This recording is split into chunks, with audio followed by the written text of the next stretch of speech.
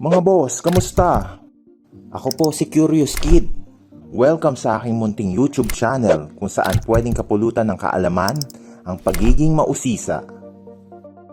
Tara, samahan niyo akong tuklasin ang mga bagay na di pa natin alam o naranasan.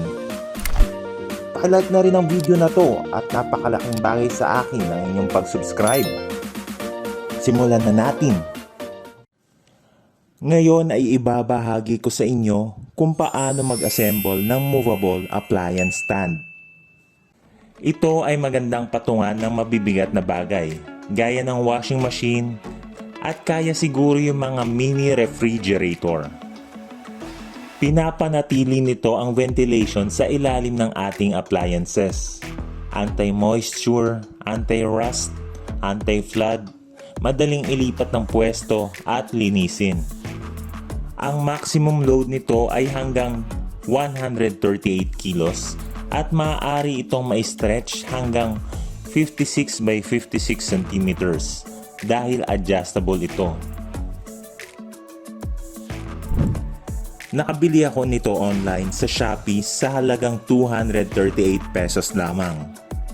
Ilalagay ko ang link sa description sa ibaba. Tara, buksan na natin ito.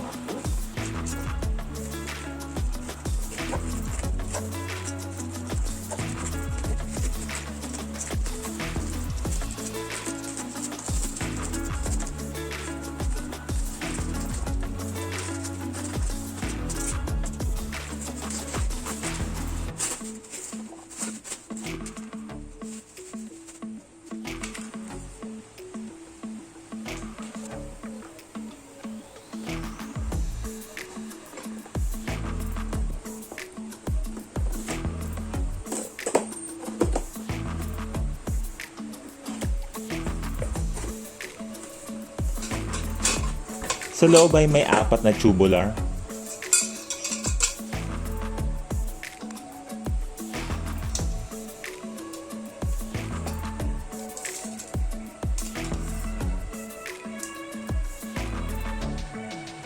Apat na non-slip base.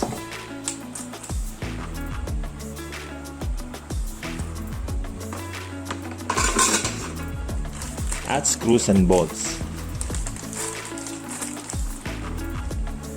Mayroon din tayong makikita ang 4 na gulong. Yung dalawa lang yung may lock and that works fine for me.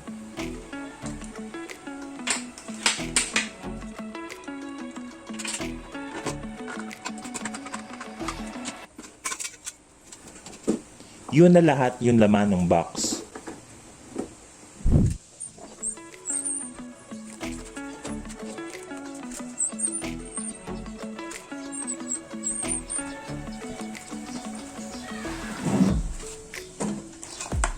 Ang una nating gagawin ay ipasok ang mga tubulars sa hard plastic base.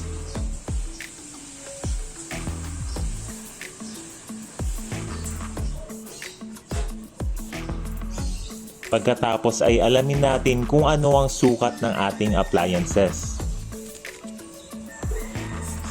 Sa case ko ay washing machine ang ating paggagamitan.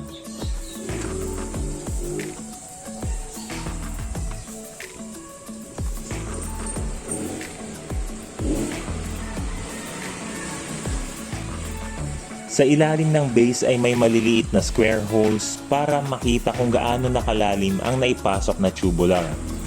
Base sa size ng washing machine namin ay kailangan ng 5 square holes para umakma sa sukat nito. Hindi lahat ng square holes ay maayos ang pagkakabutas, kaya naman bubutasan natin ito gamit ang isang maliit na flathead screwdriver.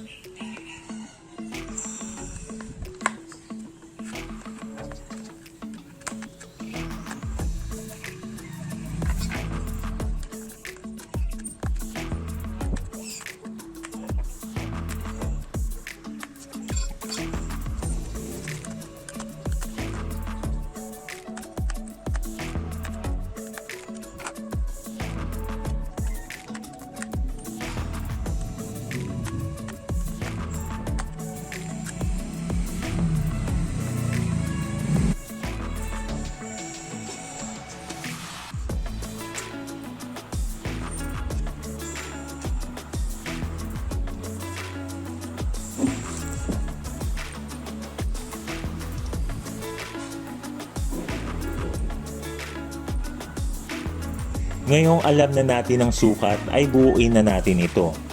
Para i-lock ang tubular sa base ay kumuha ng bolt at i-slide ito sa dedicated na butas. Pwede nang higpitan gamit ang thumb screw na kasama nito.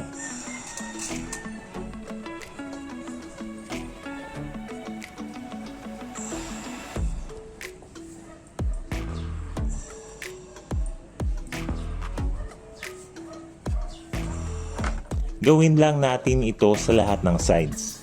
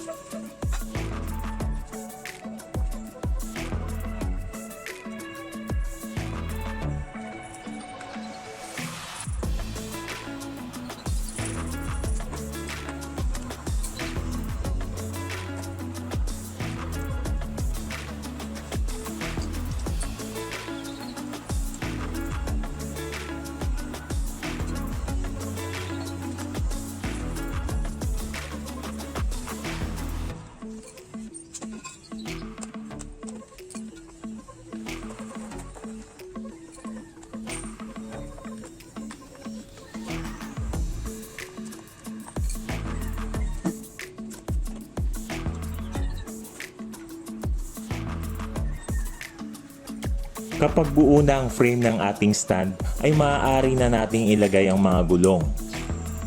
May nakalaan na screws para dito.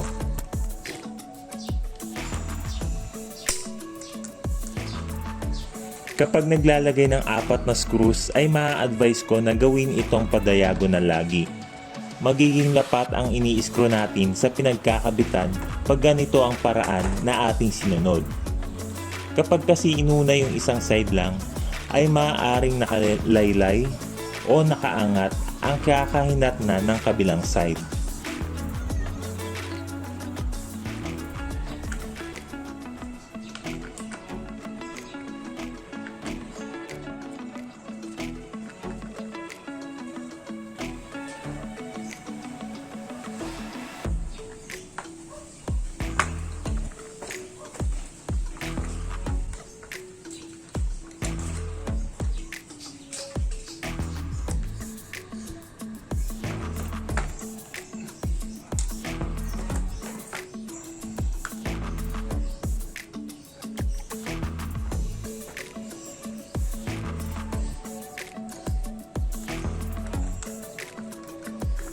Ayan, tapos na ang ating movable stand at may pasobra pang 2 screw at 1 bolt.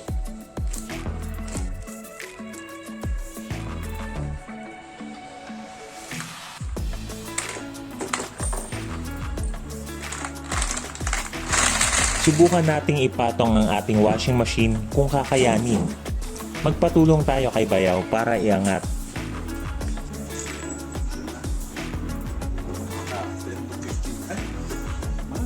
Hindi namabot ng 10 to eh. Maka 7 lang to eh. Tapos may yung unahan niya. Okay lang.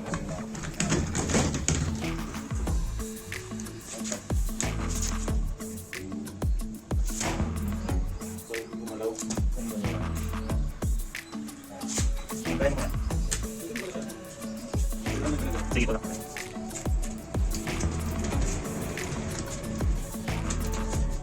Saludos! Sige kaya, thank you.